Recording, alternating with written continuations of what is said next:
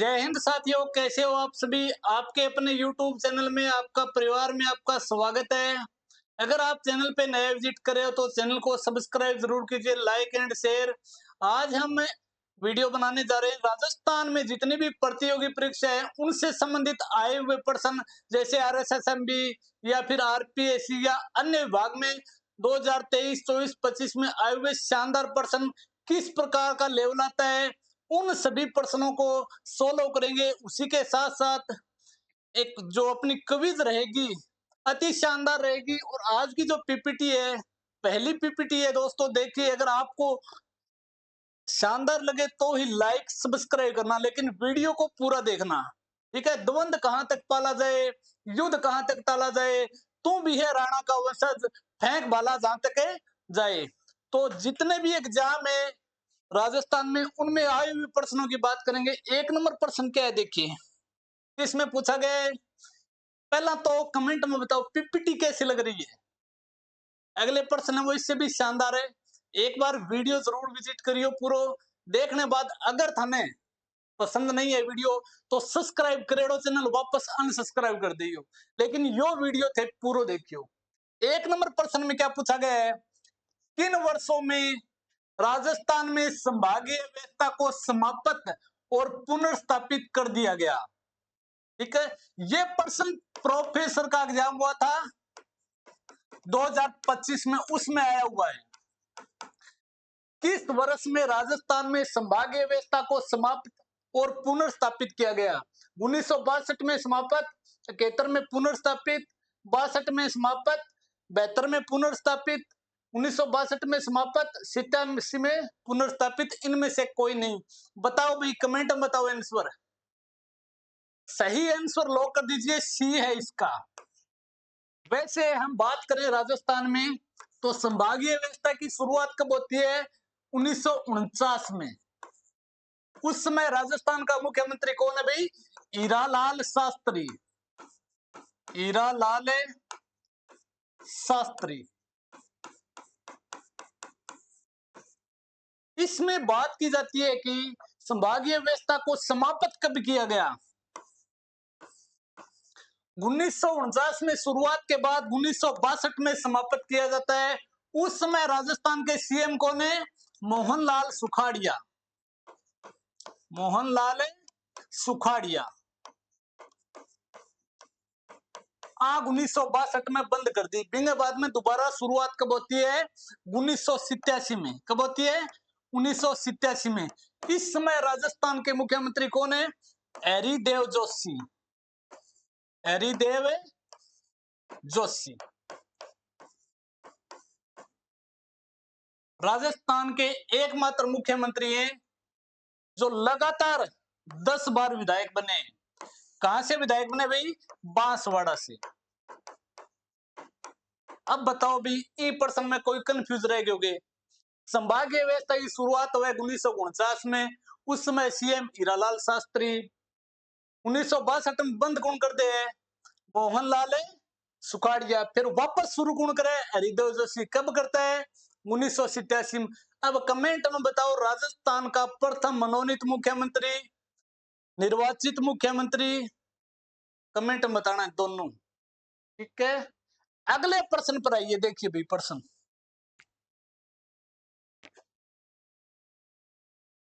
बताओ, पीपीटी प्रशंसा कर दो थे अगर बढ़िया लग रही है तो। 2 घंटा लगा बनाने। प्रश्न देखो क्या पूछा गया है, भारत में राजस्थान की भौगोलिक स्थिति क्या है। ये बात पूछी जा रही है। ये भारत है अपना, बना दियो नहीं भारत है। ठीक है। ए7 पूर्वी राज्य हो गया, 7 सिस्टर। इसमें पूछा गया है कि भारत के मैप में राजस्थान की स्थिति क्या है। यहां पर राजस्थान आता है। अब बताओ भाई, दिशा पता है पप्पू, पश्चिम, पूर्व, उत्तर और दक्षिण। अब बता दो, भारत में राजस्थान की स्थिति है वो कौन सा भाग हो गया, उत्तर और पश्चिमी। तो सही आंसर होगा ए। ठीक है। अगर पूछ लिया जाए एशिया महाद्वीप में राजस्थान की स्थिति क्या है या फिर भारत की स्थिति क्या है,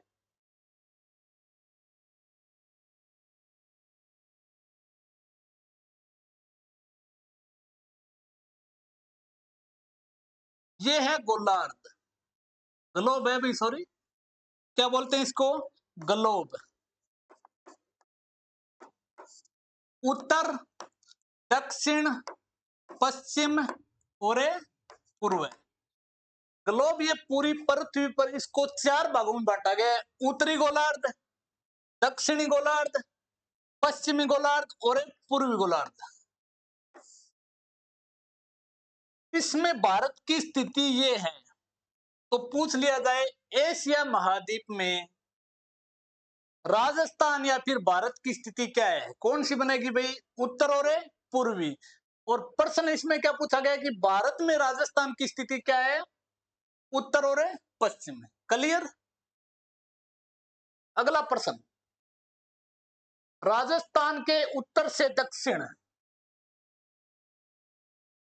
ये उत्तर हो गया, ये दक्षिण, उत्तर से दक्षिण तथा पूर्व से पश्चिम विस्तार में अंतर है, ये पश्चिम हो गया भाई और ये हो गया पूर्व। यानी सीधी सादी बात यह है कि उत्तर दक्षिण लंबाई है और पश्चिम पूर्व चौड़ाई है, इसमें अंतर कितना है बताइए भाई।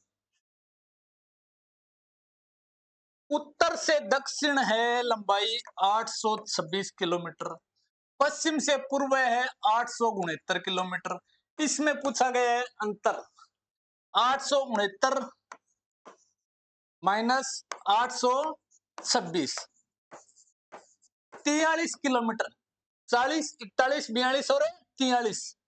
तय ऑप्शन है वो बिल्कुल राइट होगा। इसमें अंतर पूछा गया है, सेकंड ग्रेड टीचर 2023 में आया हुआ प्रश्न है। सीधा प्रश्न पूछ लिया जाए राजस्थान की उत्तर से दक्षिण लंबाई कितनी है, 826 किलोमीटर, और राजस्थान की पश्चिम से पूर्व लंबाई कितनी है या चौड़ाई कितनी है, 869 किलोमीटर। दोनों में अंतर कितना है, 43 किलोमीटर। समझ में आ रही है क्या। अगला प्रश्न देखिए भी, बिलाली तथा बरवाड़ा क्या है, बिलाली तथा बरवाड़ा क्या है। उत्तरी अरावली के दर्रे, मध्य अरावली की चोटियां, दक्षिण अरावली की चोटियां, उत्तरी अरावली की चोटियां। प्रश्न आया लाइब्रेरी इन सेकंड ग्रेड 2024 में, बिलाली तथा बरवाड़ा क्या है, तो सही ऑप्शन बताइए कमेंट में। सही आंसर लो कर दीजिए डी यानी द। उत्तरी अरावली है उसकी चोटियां हैं, ये किस जिले में पड़ती है, झुंझुनू में।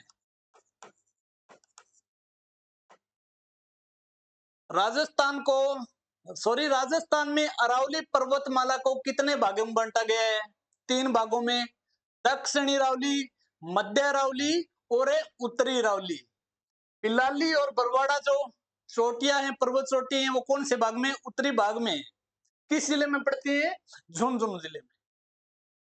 नेक्स्ट,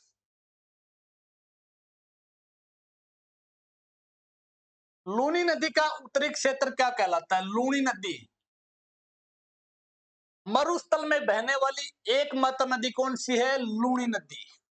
इसका जो उत्तरी क्षेत्र है उसे क्या कहते हैं, प्रधानाध्यापक 2023 में आया प्रश्न है। उत्तरी क्षेत्र को थली कहा जाता है, दलियन कहा जाता है, रोई कहा जाता है, मेजा कहा जाता है, बताइए भी। लूनी नदी, ये देखिए ये हो गया अपना राजस्थान। लूनी नदी बहती है टनटनाटन यहां तक, कौन सी नदी होगी, लूनी। इसका जो उत्तरी क्षेत्र है राजस्थान का क्या कहलाता है, ऑप्शन के अनुसार बता दीजिए। अगर आपने भूगोल पढ़ी है, आपको मैप तैयार है, तो राजस्थान की भूगोल 20% आपको याद करने की जरूरत नहीं है, मैप तैयार है तो ऑटोमेटिक दिमाग में फीड हो जाएगी अगर आपको मैप तैयार है तो सही आंसर होगा थली कहा जाता है। लूनी नदी के उत्तरी क्षेत्र को थली कहा जाता है। लूनी नदी का उद्गम स्थल कहां पर है, नाग पहाड़ अजमेर से। मेन बात हम बता दूं, शुरुआत में ये नदी किस नाम से निकलती है बताओ? सागरमती के नाम से। और लूनी नदी का पानी बालोतरा तक मीठा है, उसके बाद बालोतरा तक खारा है, उसके बाद वो मीठा हो जाता है। बालोतरा जिला पहले कहां पर था? ये कौन से जिले को काटकर बनाया गया है? बाड़मेर को। लूनी नदी है वो कितने जिलों में बहती है बताओ? अन्ना, पाजो, बाबा, जा। कितना जिला हो गया बताओ? 1 2 3 4 5 6 7। लूनी नदी है राजस्थान के 7 जिलों में बहती है। पहले ये नदी 6 जिलों में थी। अजमेर, नागौर, पाली, जोधपुर, बालोतरा, बाड़मेर और जालोर। ठीक है, आनंद आ रहा है क्या? अगला प्रश्न देखो भाई। राजस्थान में स्थित थार का मरुस्थल किसका अवशेष माना जाता है? वन रक्षक 2022 में आया प्रश्न। राजस्थान को कितने भौतिक प्रदेशों में बांटा गया है? 4 में। कौन कौन से? थार का मरुस्थल, अरावली पर्वतीय प्रदेश, पूर्वी मैदानी भाग और आड़ोती प्रदेश। इनमें पूछा गया है कि थार का मरुस्थल है किसका अवशेष माना जाता है? गोंडवाना लैंड का, अंगारा लैंड का, टेथिस सागर का और लूनी नदी को। बताओ क्यों अवशेष माने जाए?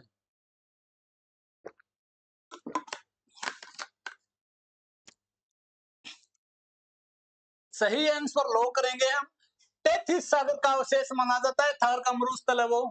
अब देखो याद कर लो भाई, ये समय ये मौका दोबारा नहीं आएगा मित्रों। ये है राजस्थान, इसको 4 भौतिक प्रदेशों में बांटा गया है।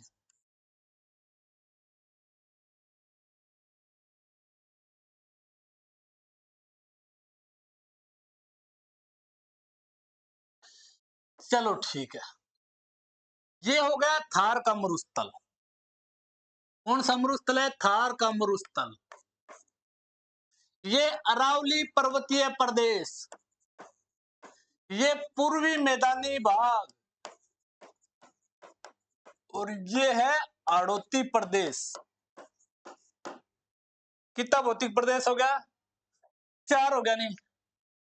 अब देखो याद कर लीजिए, अवशेष की बात कर रहे हैं। टेगो, टेगो, टेगो, टेगो। थार के मरुस्थल को है टेथिस सागर का अवशेष माना जाता है। अरावली पर्वतीय प्रदेश को किसका अवशेष माना जाता है? गोंडवाना लैंड का अवशेष माना जाता है। फिर पूर्वी मैदान को किसका अवशेष माना जाता है? टेथिस सागर का अवशेष माना जाता है। और लास्ट में आड़ोती प्रदेश है, उसको गोंडवाना लैंड का अवशेष माना जाता है। याद करने के लिए ट्रिक है टेगो, टेगो। अगर अब भी थारा समझ में नहीं आ रही है नहीं तो आवे ही को नहीं, कट्ठे ही पढ़ लियो, कौन सी कोचिंग में कर लियो। ठीक है, कोई भी कोचिंग कर लियो, कोई भी कोर्स ले लियो, वो पर्सन भी समझ नहीं आयो नहीं को नहीं आयो। टेगो, टेगो समझ गया के? टेथिस सागर और गोंडवाना लैंड। अगला प्रश्न देखो, लाठी सिरिंज क्या है? लाठी स्थानीय भाषा में लाठी किन बोले भाई? लकड़ी की हो, पेड़ से काटकर जो लकड़ी से बनाई जाती है उसे स्थानीय भाषा में यानी मारवाड़ प्रदेश में लाठी बोला जाता है। इसमें पूछा है लाठी सिरिंज क्या है? राजस्थान पुलिस 2022 में आया है। ऑप्शन है भूमिगत जल, वन संरक्षण कार्यक्रम, सेवन घास पट्टी, उपयुक्त सभी। बताओ कौन सा आंसर होगा? सही आंसर होगा भूमिगत जल। ये कहां से कहां तक है? पोखरण से लेकर, पोखरण जैसलमेर से लेकर मोहनगढ़ तक इसका क्षेत्र है। ये दोनों जो क्षेत्र है ना, जैसलमेर जिले में, किस जिले में? जैसलमेर में। अगर थाने क्लास ठीक लग रही है, पढ़ाई को तरीको ठीक लग रही है, समझ आ रही है तो वीडियो शेयर कर दो, लाइक कर दो। ठीक है, मन की शक्तियों करनी है, थारी अंतरात्मा माने तो ही करनी है, नहीं मत करियो मित्रों। क्योंकि ई क्लास में थे खोगे की कौन जाओ, मैंने पता किन की सीखे जाऊंगा, और सीख के इतनी ट्रिक सीखे जाऊंगा, उसके कम समय में इतनी ट्रिक थे याद कौन करी। लाठी सीरीज कहां पर है, जिला पूछ लिया जाए तो जैसलमेर, स्थान पूछ लिया जाए पोखरण से लेकर मोहनगढ़ तक लगभग 150 किलोमीटर क्षेत्र में है, भूमिगत है, जल है ये। अगला प्रश्न देखो भाई, भैंसरोडगढ़ से बिजोलिया के मध्य स्थित पठार क्या कहलाता है? ऊपर माल, नीचे माल, भैंसा, उड़िया और बोराट, बताओ। भैंसरोडगढ़ से बिजोलिया के मध्य स्थित पठार ऊपर माल कहेंगे, हैं? कमेंट करके बताओ, सही आंसर होगा ऊपर माल कहा जाता है इसे, तो गुरुजी नीचे माल है, बताऊंगा। ठीक है, अब देखो आपको पता होना चाहिए भैंसरोडगढ़ ये कहां पर पड़ता है भी, ये है चित्तौड़गढ़ में।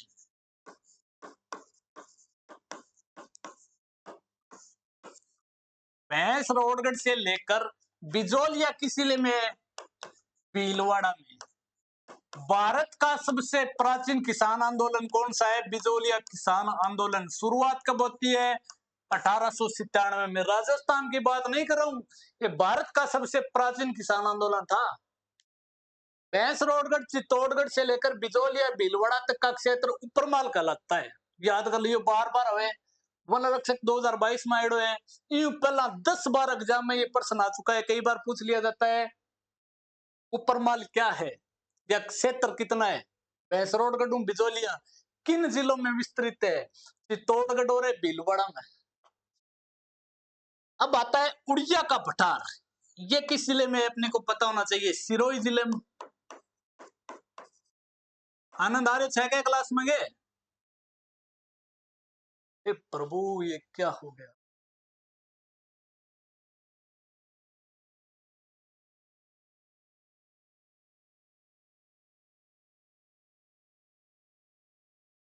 ई पर क्लिक हो गया,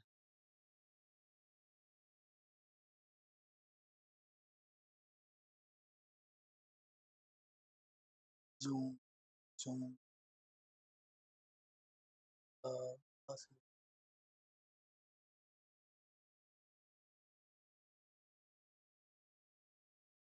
बात यार बिना क्या करें मित्र।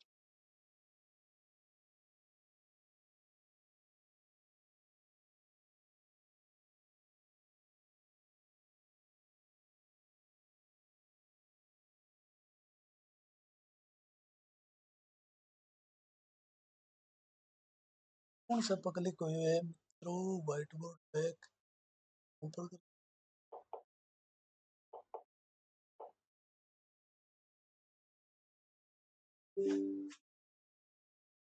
कितना टाइम लग गया।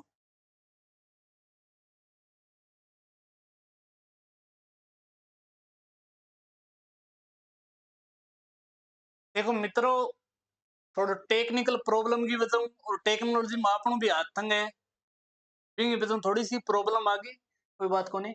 उड़िया का पठार किस जिले में, सिरोही में। बोराट का पठार ये है गोगुंदा, उदयपुर से लेकर कुंभलगढ़ राजसमंद तक। अब कई मेरा भाई ज्ञानी है नहीं, मन तो मौको चाहिए, मैं कमेंट कर दिया कि डिजिटल बोर्ड भी कौन चलाना है, टेक्नोलॉजी में आतंक है और इंग्लिश में भी आतंक है। अगला प्रश्न पढ़ेंगे, मौका मिलेगा नहीं, कर दो कमेंट कर दो, कोई बात कर। इस प्रश्न में पूछा गया आडावाला पर्वत किस जिले में है, आधा नहीं है डवाला। आडावाला पर्वत किस जिले में है, बूंदी, भीलवाड़ा, उदयपुर, अजमेर। बताइए भाई, सही आंसर आपको पता होना चाहिए। ये क्वेश्चन बार बार आता है, आरएएस प्री में पूछा गया था 2023 में, 24 में नहीं 23 में। और जितने भी क्वेश्चन करवा रहा हूँ पीछे एग्जाम में आए हुए प्रश्न ही करवा रहा हूँ। सही आंसर होगा बूंदी में। आडावाला पर्वत किस जिले में है, बूंदी में।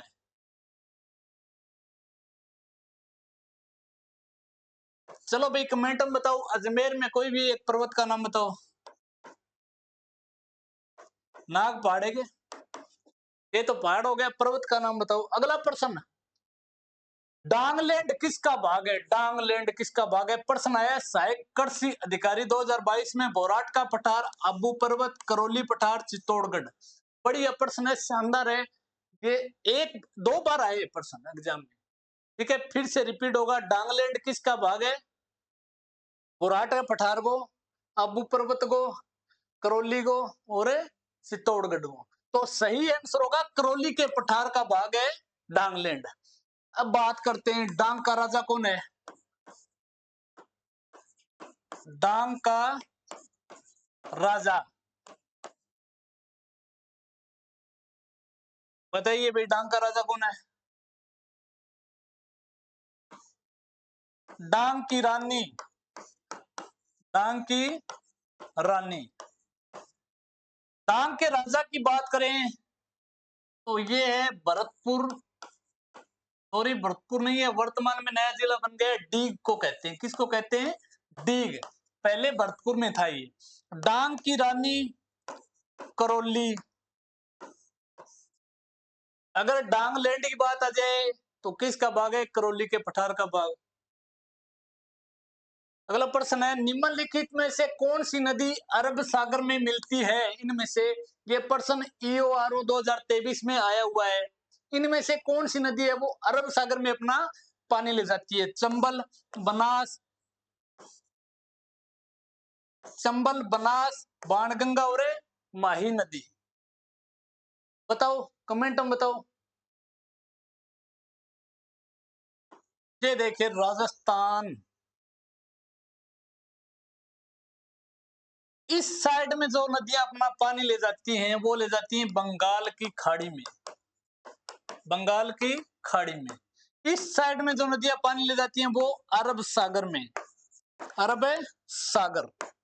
अब बता दो, पूछे गए अरब सागर में इनमें से कौन सी नदी है वो अपना पानी ले जाती है? चंबल है, यूपी साइड में जाए कोनी ले जाए, बंगाल की खाड़ी में ले जाए। बिना बाद में बनास है, चंबल की सहायक है, आप भी बंगाली खाड़ी में ले जाए। बाणगंगा नदी है, ये भी चंबल की सहायक है, ये भी नहीं ले जाती है। माही नदी, इसका उद्गम स्थल कहां से होता है भाई? माही नदी का उद्गम स्थल गुजरात से। ये राजस्थान में बहने के बाद अरब सागर में अपना पानी ले जाती है। और अरब सागर के जो मुहाने उसको दो भागों में बांटा गया है।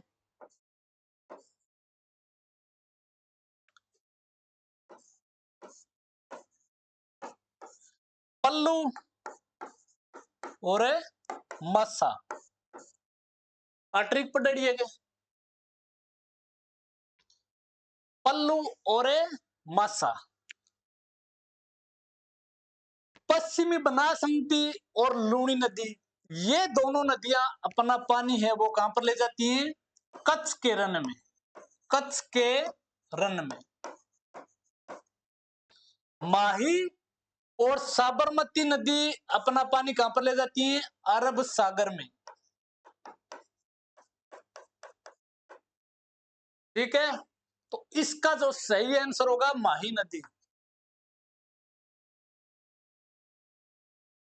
उठाए कह दी सुभाजी करो। अगला प्रश्न है, राजस्थान में कर्क रेखा को दो बार पार करने वाली नदी कौन सी है? राजस्थान पुलिस में आया हुआ प्रश्न है कि राजस्थान में जो कर्क रेखा है उसको दो बार पार करने वाली नदी कौन सी है? ऑप्शन है सोम नदी, माही नदी, जाखम नदी, बांडी नदी। अगर नदियों टॉपिक को आपको विजिट करेडो है 2-3 बार तो आईडियो बता सको। इसका जो सही आंसर होगा माही नदी। माही नदी को दक्षिणी राजस्थान की गंगा कहते हैं, आदिवासियों की गंगा कहते हैं। माही नदी कर्क रेखा को दो बार काटती है। ये देखिए मित्रों, कर्क रेखा, इसको दो बार काटने वाली नदी माही नदी।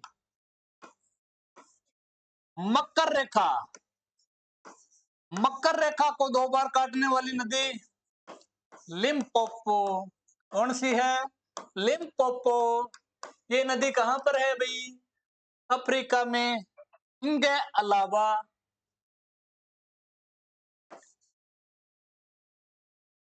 भूमध्य रेखा, कौन सी? भूमध्य रेखा। भूमध्य रेखा को 2 बार काटने वाली नदी कांगो नदी, या फिर इसी का दूसरा नाम है जायरे नदी। याद कर लियो, वेरी वेरी मोस्ट है। ये दोनों नदियां ना, लिम्पोपो और कांगो नदी, ये अफ्रीका महाद्वीप में है। माही नदी कर्क रेखा को 2 बार काटती है। लिम्पोपो नदी है, मकर रेखा को 2 बार काटती है। कांगो या फिर जायरे नदी है, वो भूमध्य रेखा को 2 बार काटती है। आरे अच्छा के आनंद, आरे अच्छा के आहर भाई, आनंद आ रहा है। चलो अगला प्रश्न देखो। क्लास लंबी खींची है भाई। बनास नदी त्रिवेणी संगम का निर्माण नदियों के साथ करती है। वन रक्षक 2022 में आया हुआ प्रश्न। बनास नदी है, वो त्रिवेणी संगम बनाती है, तो उसकी 2 सहायक नदियां कौन सी हैं? बेड़च मेनाल, मेनाल गंभीरी, मेनाल कोठारी, बेड़च और गंभीरी। बताओ सही आंसर। आंसर लो कर दो। अब आ जाओ अपने मसले पर, अपनो मसलो हल करा। देखो भाई, कौन सी नदी है? बनास, बेड़च और मेनाल। ये 3 नदियां त्रिवेणी संगम बनाती हैं। कहां पर बनाती हैं? मेनाल नामक स्थान पर, भीलवाड़ा जिले में। कहां पर है? भीलवाड़ा जिले में। आई समझ में? इनके अलावा राजस्थान में त्रिवेणी संगम देखो, माही, सोम और जाखम। ये नदियां अपना त्रिवेणी संगम कहां पर बनाती हैं? बेणेश्वर डूंगरपुर में। डूंगरपुर में। इसके अलावा बनास, खारी और डाई नदियां, ये नदियां अपना त्रिवेणी संगम कहां पर बनाती हैं? देवधाम, टोंक जिले में। कहां पर है? टोंक जिले में। इसके अलावा भी कई नदियां हैं भाई, मेन तो 3 याद कर लीजिए। बाकी अगर आप चैनल पे नए हो तो जो अपना यूट्यूब चैनल है जीके सुभाष विजन, इसी के नाम से अपना टेलीग्राम चैनल है, उसको ज्वाइन कीजिए और उस पर जितनी भी पीडीएफ है आपको उपलब्ध है करा दी जाएगी। बनास, बेड़च, मेनाल, ये त्रिवेणी संगम किस जिले में है? भीलवाड़ा में। माही, सोम और जाखम, ये किस जिले में है? डूंगरपुर में। कहां पर है? बेणेश्वर धाम में, जहां पर आदिवासियों का सबसे बड़ा मेला बढ़ता है, उसे आदिवासियों का कुंभ भी कहते हैं। कौन से मेले को? बेणेश्वर मेले को। कब बढ़ता है? माघ पूर्णिमा को। किस स्थान पर? बेणेश्वर, नवाटापुरा गांव, डूंगरपुर जिले में। बनास, खारी, डाई, ये त्रिवेणी संगम कहां पर है? देवधाम है, जोधपुर या टोंक में। इनके अलावा 2 और त्रिवेणी संगम है, वे कौन बताऊं, क्योंकि 3 याद कर लो, अगले वीडियो में 2 और बता दी। अगला प्रश्न देखो भी, अंग ट्रिक बताऊंगे।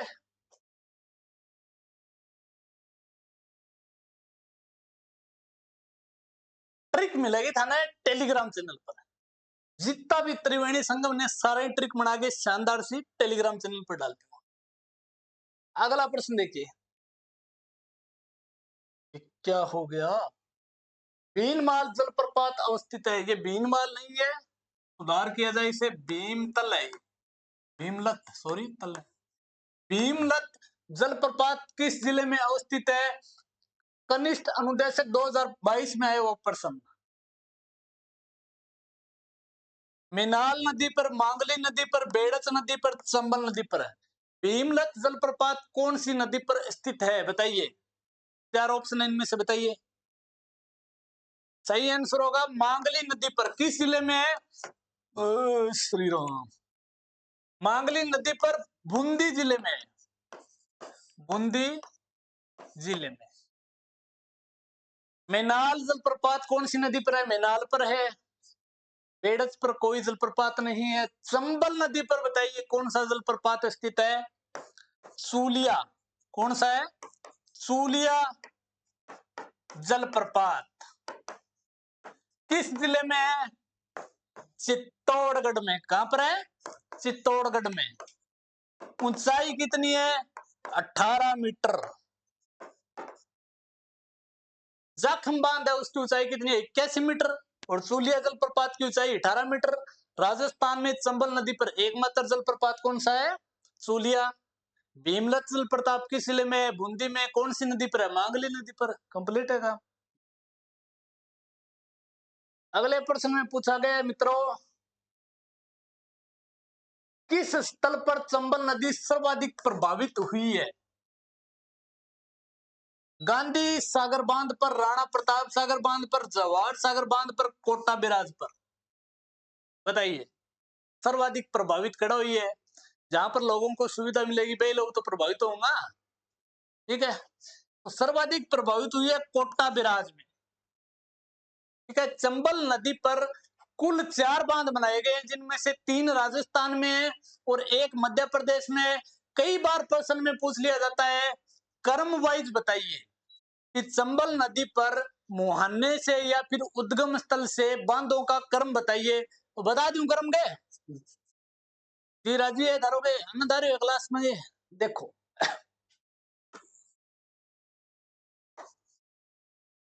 ये नदी है एमपी में जानापाव पहाड़ी से निकलकर राजस्थान में प्रवेश करती है चित्तौड़गढ़ में, और राजस्थान के 6 जिलों में बहती हुई 6 या 7 देख लीजिए। यूपी में यमुना नदी में गिर जाती है। ओहो गुरुजी 6 7 है, बता दूं सारा पढ़ा दूं भी, लेकिन इतना इस वीडियो में टाइम नहीं है। हर वीडियो में अलग अलग बातें बताई जाती है। कहां से निकलती है? जानापाव पहाड़ी मध्य प्रदेश से, और मध्य प्रदेश में एकमात्र बांध है इस नदी पर, गांधी सागर बांध। गांधी सागर बांध। उसके बाद राजस्थान में चित्तौड़गढ़ में कौन सा बांध बनता है? राणा प्रताप सागर। राणा प्रताप सागर बांध। उसके बाद में जवाहर सागर बांध। कौन सा है? जवाहर सागर बांध। किस जिले में? कोटा में। उसके बाद लास्ट है कोटा बैराज। कोटा बैराज। ठीक है, ये इसका क्रम है। गांधी, प्रताप, जवाहर और कोटा गया। गांधी राष्ट्रपिता कौन है भाई? गांधी। बिंग बाद में महान व्यक्ति कौन है? महाराणा प्रताप। बिंग बाद में जवाहर जी। कहाँ के फेमस थे? डूंगर जी और जवाहर जी सीकर के। कहां पर गए तीनों? कोटा में गए। ये क्रम है इनका, ध्यान में रखने वाली बात है। गांधी सागर, प्रताप सागर और जवाहर सागर और कोटा बैराज। एकमात्र बांध जिससे सिंचाई की जाती है कोटा बैराज एकमात्र बांध है जो केवल सिंचाई के काम आता है। इनके अलावा तीनों बांध है वहां पर विद्युत को उत्पादन भी हुआ है, सिंचाई भी हुआ है हल्की फुल्की, और इनके अलावा पेयजल के लिए भी काम में आते हैं। और एकमात्र राजस्थान में परमाणु रिएक्टर यानी विद्युत का उत्पादन कहां पे होता है? कौन से बांध पे होता है? राणा प्रताप सागर पर। अगला प्रश्न देखो भाई, पांचना बांध कहां पर स्थित है? तोशाम, करौली, अलवर में, सवाई माधोपुर में। पांचना बांध बताओ। फेमस प्रश्न है। पांचना बांध है करौली जिले में है। पांचना बांध क्यों कहते हैं? यहां पर 5 बांधों का संगम होता है जो मिट्टी से बने हुए हैं, 5 बांध। सही आंसर क्या होगा? करौली। 5 बांध देखो भी,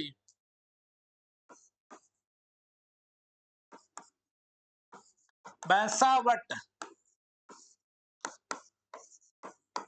बदावरी, उट्टा, मच्छी,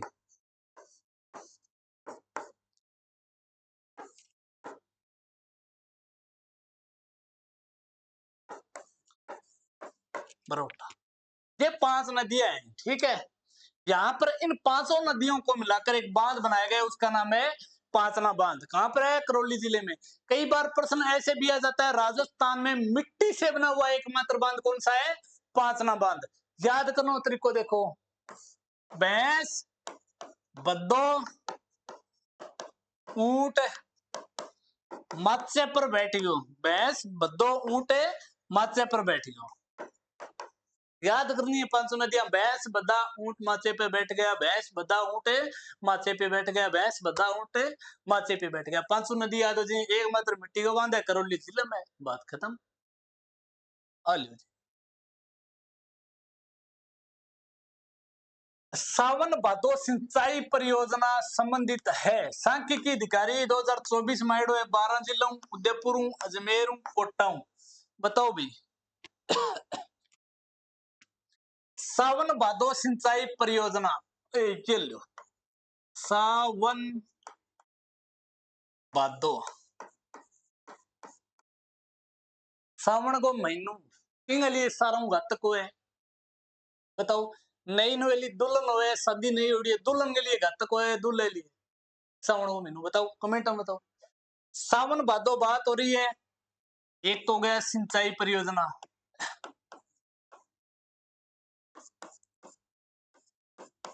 परियोजना, बांध, झील या फिर सावन भादो उद्यान, सावन भादो कढ़ाई, सावन भादो महल। हाँ जी मित्रों बताओ, सही आंसर बताइए इसका। सावन भादो सिंचाई परियोजना है कोटा जिले में, सही आंसर होगा। अब देखता चालियो और याद करता भी चालियो।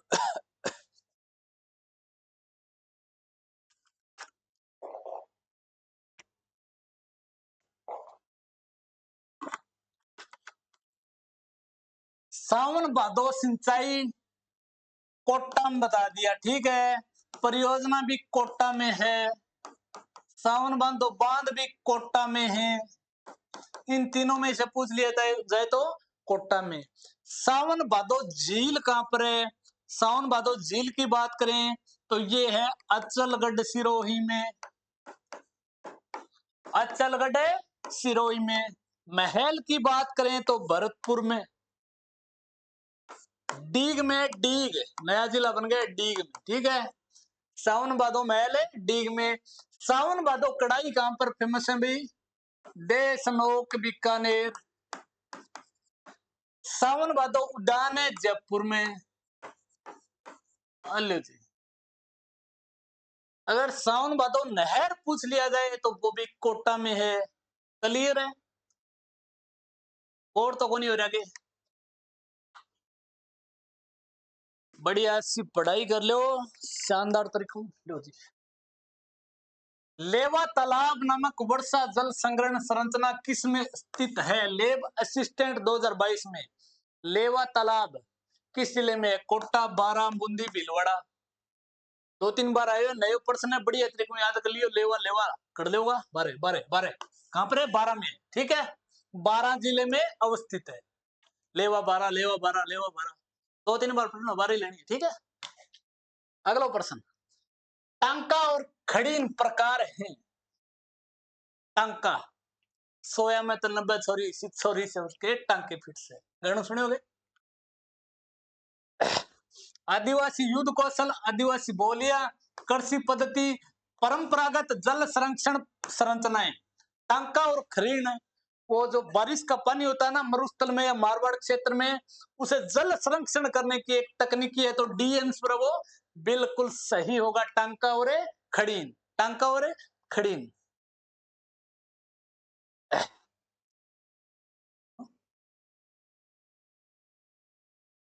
जैसलमेर में पालीवाल ब्राह्मणों द्वारा विकसित मौलिक पारंपरिक वर्षा जल संचयन पद्धति का नाम है। पारंपरिक यानी मांगा दादा भी करता रहे, मांगा बाप भी कर रहे हैं, वे खुद भी कर रहे हैं।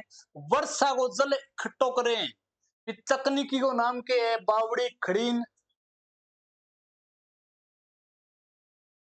बावड़ी खड़ीन कुंडल और है।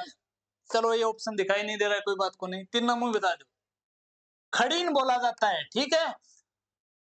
और पलाया झील, पलाया झील कहां पर फेमस है भाई? जैसलमेर में। कहां पर है? जैसलमेर में। ये तीन साइड से जैसे दो साइड में पत्थर की दीवार बना दी, ठीक है, और एक साइड में आगे यहाँ अपने पेड़ पौधा काटे हुए लगाते हैं, ठीक है। जैसे भी बांध बनाते हैं, पानी इकट्ठा किया जाता है, उसको बोलते हैं खड़ीन या फिर पलाया झील। कहाँ की फेमस है? जैसलमेर की। ऑल द बेस्ट दोस्तों। अगर वीडियो पसंद आए तो सब्सक्राइब जरूर कीजिए, लाइक एंड शेयर।